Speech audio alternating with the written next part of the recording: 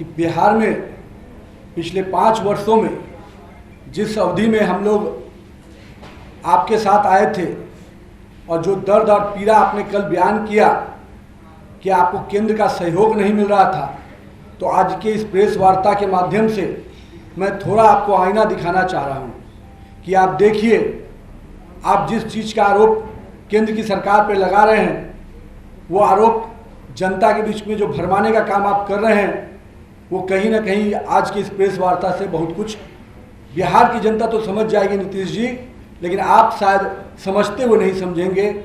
इसलिए मैं ये प्रेस वार्ता के माध्यम से वो आंकड़े बिहार की जनता को आज मीडिया के माध्यम से रख रहा हूँ। सबसे पहले जिस डिपार्टमेंट को मैं देख रहा था और जिसके लिए माननीय मुख्यमंत्री जी ने कहा कि मंत्री मैंने बनाया, तो मैं मुख्यमंत्री जी आपको बहुत क्लियर करता हूँ, भारतीय जनता पार्टी के वरिष्ठ नेताओं ने मुझे मंत्री बनाया और मैं बिहार की सेवा करने के लिए मंत्री बना था और उसमें मैंने अपने अल्प अवधि के उस कार्य में पूरा प्रयास किया। लेकिन मैं आपके उस आंकड़े को, जब से 2017 में आप दोबारा हमारे साथ आए, मैं उसी आंकड़े पे आता हूँ। माननीय मुख्यमंत्री जी, आप कह रहे थे कि केंद्र का सहयोग नहीं मिल रहा है। मैं आपको बताना चाहता हूँ 2017 से 2022 के बीच में बिहार में पथ निर्माण विभाग जो बिहार सरकार का है, उसके दृष्टि से 5 वर्षों में हम लोगों ने प्लान मद में 29,000 करोड़ रुपया खर्च किया और नॉन प्लान मद में 6,000 करोड़ रुपया खर्च किया, यानी कुल की राशि 35,000 करोड़ रुपया होती है। तो यानी बिहार में सड़क के क्षेत्र में पथ निर्माण विभाग ने 35,000 रुपया करोड़ रुपया खर्च किया। लेकिन अब हम आते हैं माननीय मुख्यमंत्री जी कि बिहार में एनएच के क्षेत्र में कितना खर्च हुआ केवल 5 वर्षों में, जिसमें हम एनएच और एनएचआई को जोड़ रहे हैं अभी। तो आपको मैं बताऊंगा मुख्यमंत्री जी कि करीब 12,425 करोड़ रुपया केवल एनएच में और एनएचआई में 29,000 करोड़ रुपया, यानी पूरे एक्सपेंडिचर की बात मैं खाली कर रहा हूँ कि 41,000 करोड़ रुपया बिहार में इस 5 वर्ष में खर्च हुआ। मैं इसमें आपको एक चीज़ और बताऊंगा माननीय मुख्यमंत्री जी, जब हम लोग के माननीय प्रधानमंत्री नरेंद्र मोदी जी आए थे और उन्होंने विशेष पैकेज की जब घोषणा की थी, तो उसमें उन्होंने बताया था कि हम 54,000 करोड़ रुपया सड़क के क्षेत्र में देने जा रहे हैं। और मुझे ये बताते हुए खुशी हो रही है कि वो 54,000 की 75 योजनाएं पूरी तरह से सरजमीन पर उतर गई और उनमें से 24 योजना का कार्य एनएचआई कर रहा और 51 योजना बिहार सरकार को आरसीडी डिपार्टमेंट के तहत हम लोग कर पा रहे थे। तो कहीं ना कहीं मुख्यमंत्री जी 54,000 करोड़ सड़क के क्षेत्र में केवल पिछले जो प्रधानमंत्री जी ने घोषणा किया था उसके बाद से खर्च हुआ। लेकिन हम यही रुके नहीं थे माननीय मुख्यमंत्री जी, मैं आपको एक चीज़ और जानकारी देना चाहूँगा कि जो एक स्कीम आता है जिसको हम लोग कहते हैं CRF, central reserve fund, central road fund, इसके तहत केवल बिहार में 2004 से लेकर 14 के बीच में मात्र 580 करोड़ रुपया आया था। जबकि मुझे आपको बताते हुए खुशी हो रही है, शायद आपने इस बजट को देखा नहीं होगा कि 2014-15 के बाद जब से हमारी सरकार दिल्ली में बनी, तब से लेकर 21-22 तक इस क्षेत्र में 1342 करोड़ रुपया दिया गया, यानी मात्र 7 साल से 8 साल की अवधि में तिगुने की राशि दी गई। ये है सीआरएफ का फंड। इसके बाद माननीय मुख्यमंत्री जी, आप कह रहे थे कि केंद्र का सहयोग नहीं मिल रहा है। मैं आपको कुछ और आईना दिखाना चाहूँगा। भारतमाला का योजना जो बहुत ही 2017-18 में ये योजना शुरू हुई और 2017-18 में ये योजना जब शुरू हुई तो 62,000 करोड़ रुपया की योजना बिहार के लिए दी गई। ये 62,000 करोड़ 2017-18 के बाद आया है मुख्यमंत्री जी। और मैं बताना चाहूँगा कि इस 62,000 करोड़ में से कुछ प्रमुख योजनाएं मैं मीडिया के माध्यम से आपको जानकारी दूंगा, शायद आपने देखा नहीं होगा। 1400 करोड़ रुपया आरा मोहनिया पथ को, 2,000 करोड़ रुपया अररिया गलगलिया पथ को, 500 करोड़ रुपया बहादुरगंज किशनगंज पथ को, 3,500 करोड़ रुपया माननीय मुख्यमंत्री जी के क्षेत्र में रजौली बख्तियारपुर में दिया गया, 1,900 करोड़ रुपया पूर्णिया नरेंद्रपुर पथ के लिए दिया गया, 5,400 करोड़ रुपया पटना बेतिया पथ के लिए दिया गया, 3,000 करोड़ रुपया आरा सासाराम के लिए दिया गया। करीब 1350 करोड़ रुपया सिवान मशरक के लिए दिया गया। माननीय मुख्यमंत्री जी, राजापट्टी और चकिया पथ के लिए भी 850 करोड़ रुपया दिया गया।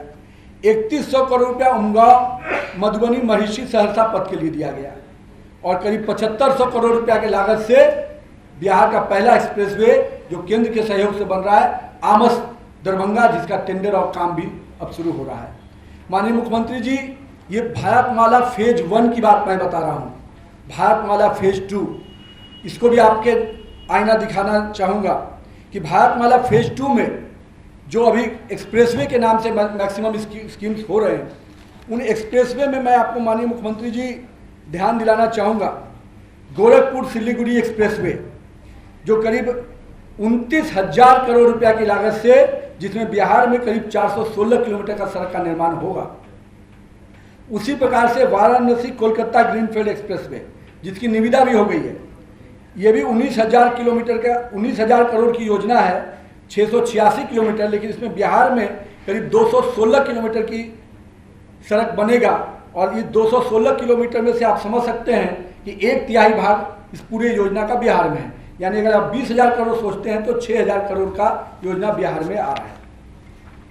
भारतमाला फेज 2 के ही मुख्यमंत्री जी, जिसकी चर्चा आप कभी नहीं किए होंगे, 20,000 करोड़ रुपया से रक्सौल हल्दिया ग्रीनफील्ड, जिसको हम पटना कलकत्ता एक्सप्रेसवे भी बोल रहे हैं, उसकी स्वीकृति मिली है। ये 6 लेन रोड बनेगा और रक्सौल से लेकर कलकत्ता तक बनेगा, जिसका पूरा मैक्सिमम एरिया बिहार में है। पटना आरा सासाराम ग्रीनफील्ड 110 किलोमीटर का 4 लेन, इसका भी निविदा हो गया है।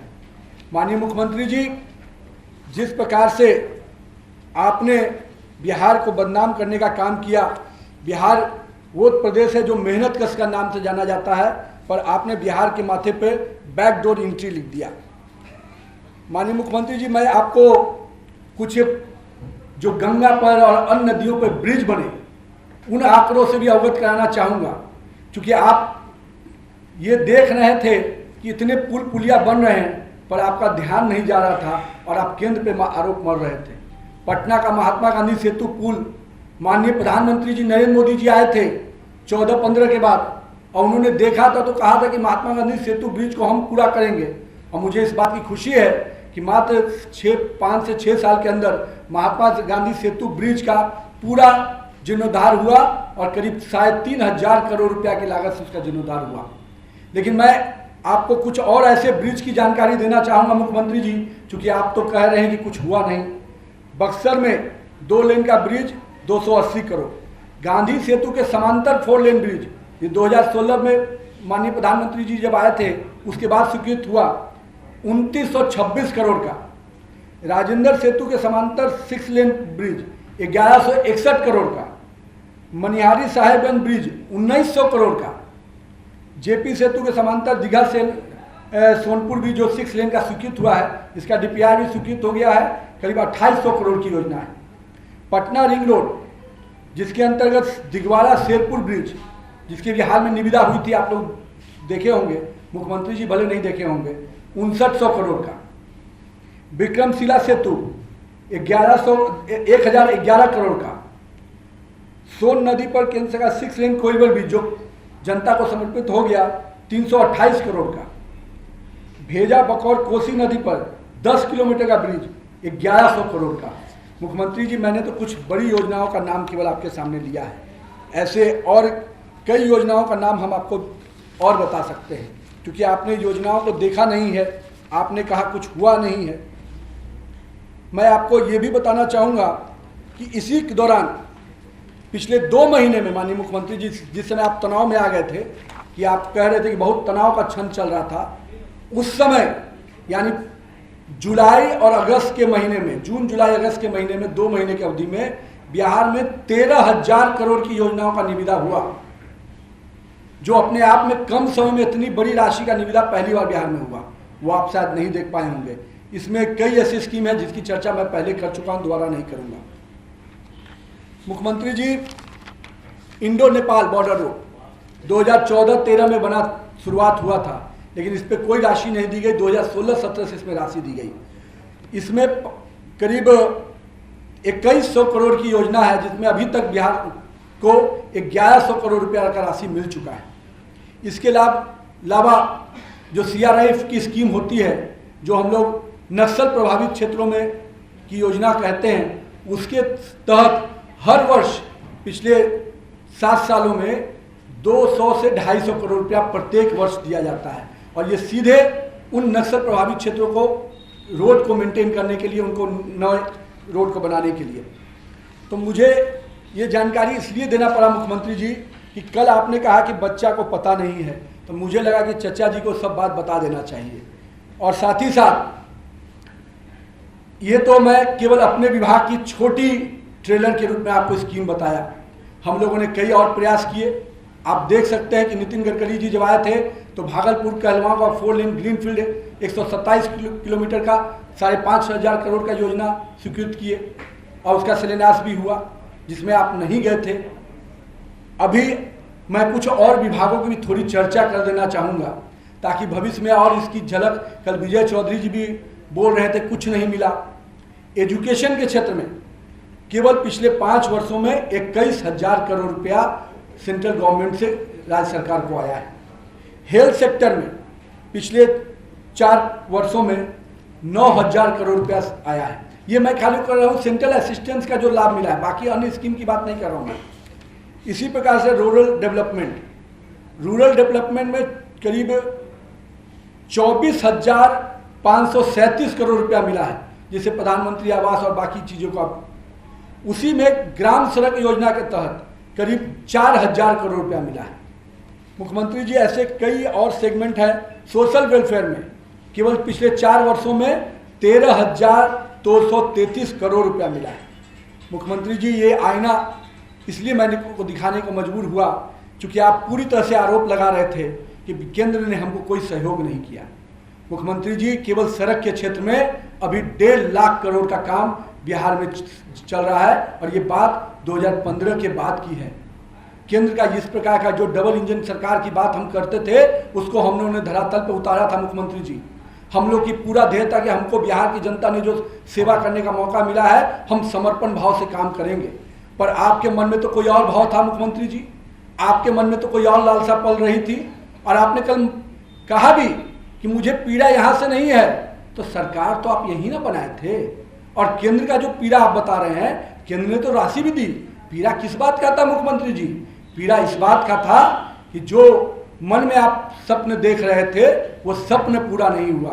तो भारतीय जनता पार्टी की कोई ऐसी बाध्यता नहीं थी कि आपके सपने को पूरा करे। भारतीय जनता पार्टी की बाध्यता बिहार के लोगों के सपने को पूरा करना था, और उसको भारतीय जनता पार्टी ने पूरी तरह से केंद्र सरकार के सहयोग से किया है। और हमारे यहाँ के भी मंत्रियों पर जो उनके नेता आरोप लगाते थे, मैं उनको चुनौती देता हूँ। कल मुख्यमंत्री जी ने तो सर्टिफिकेट दे दिया कि मुझे कोई आपत्ति नहीं थी, यहाँ के लोगों, यहाँ का लोगों का बहुत सहयोग मिल रहा था। तो बिहार को इस जंगल राज में आपने क्यों ठेला?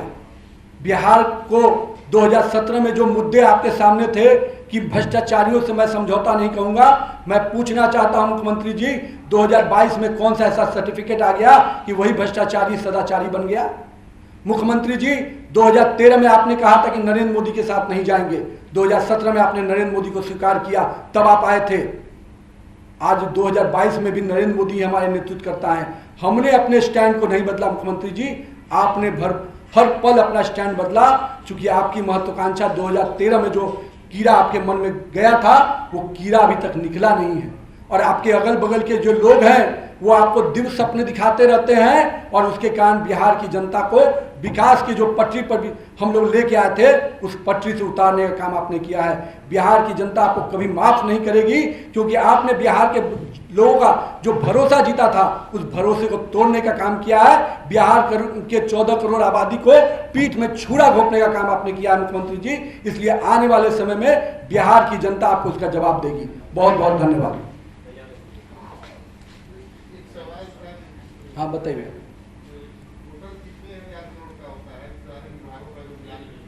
जैसे मैंने तो अभी चूंकि ट्रेलर के रूप में कुछ विभाग को जिक्र किया है, मैं पूरी डाटा आपको और विभाग वाइज मेरे पास है, मैं अलग से आपको दूंगा। मैंने आज केवल सड़क के क्षेत्र को फोकस किया कि 1,50,000 करोड़ का काम अभी सड़क के क्षेत्र में बिहार में चल रहा है। सैंक्शन स्कीम की बात कर रहा हूँ मैं। 75 स्कीम प्रधानमंत्री पीएम पैकेज में है। उसके अतिरिक्त 62,000 करोड़ की जो भारतमाला की स्कीम आपको मैंने बताया वो है, और अभी 7,000 करोड़ की आमद दरभंगा पथ का हुआ। इसके अलावा जो ग्रीनफील्ड की बात मैंने कहा, जो एक्सप्रेसवे की बात की, वो राशि इसमें नहीं जुड़ी हुई है।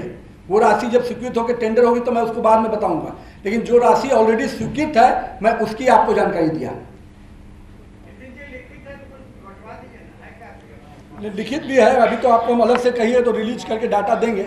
जो बातें ऑलरेडी पब्लिक डोमेन पे हैं मैंने उसी का जिक्र किया, क्योंकि मुख्यमंत्री जी को पता नहीं था इसलिए मैंने उनको आईना दिखाने के लिए किया है।